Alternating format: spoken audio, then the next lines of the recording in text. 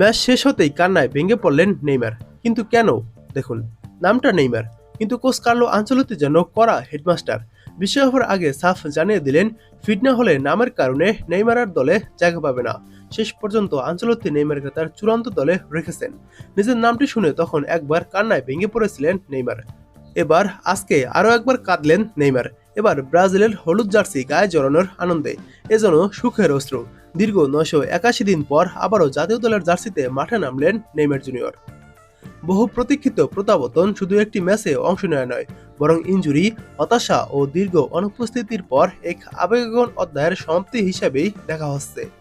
স্কটল্যান্ডের বিপক্ষে বিশ্বকাপ ম্যাচের আগে ব্রাজিলের প্রধান কোচ কার্লো আনচেলত্তি জানিয়েছিলেন নেইমারকে মাঠে নামানো হবে।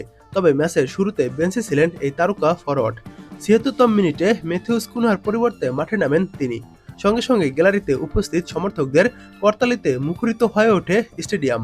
দীর্ঘদিন পর প্রিয় তারকাকে জাতীয় দলের হয়ে খেলতে দেখে উচ্ছ্বাসে ফেটে পড়েন ব্রাজিল সমর্থকরা। এই ম্যাচে মাঠে নেমে নতুন ইতিহাসও করেছেন নেইমার। টানা চতুর্থ ফিফা বিশ্বকাপে অংশ নেওয়া খেলোয়াড়দের বিশেষ তালিকায় নাম রেখেছেন তিনি। যদিও মাঠে সময় পেয়েছেন অল্প, তবুও তার প্রত্যাবর্তনই ছিল ম্যাচের অন্যতম বড় আকর্ষণ। ম্যাচ শেষে আবেগ ধরে রাখতে পারেননি ব্রাজিলের সর্বকালের সর্বোচ্চ এই গোলদাতা। শেষ বাঁশি বাজার পর কান্নায় ভেঙে পড়েন তিনি। চোখ মুছতে দেখা যায় তাকে। দীর্ঘ সংগ্রামের পথ পেরিয়ে জাতীয় দলে ফেরার অনুভূতি স্পষ্ট ছিল তার মুখে। এ সময় সমর্থকরাও আবেগ আপ্লুত হয়ে পড়েন। পরে অবশ্য স্ত্রী ও কন্যা সন্তানের সঙ্গে মাঠের পাশে দেখা হওয়ার পর সেই আবেগঘন মুহূর্ত হাসিতে রূপ নেয়। ডান পায়ের কাপ ইনজুরির কারণে 1 মাসেরও বেশি সময় মাঠের বাইরে ছিলেন নেইমার। সম্প্রতি পুরোপুরি সুস্থ হয়ে অনুশীলনে ফিরেছিলেন তিনি। ব্রাজিলের হয়ে 129 ম্যাচে 79 গোল করা এই ফরওয়ার্ড এখনও দেশের ফুটবল ইতিহাসের অন্যতম প্রভাবশালী খেলোয়াড়।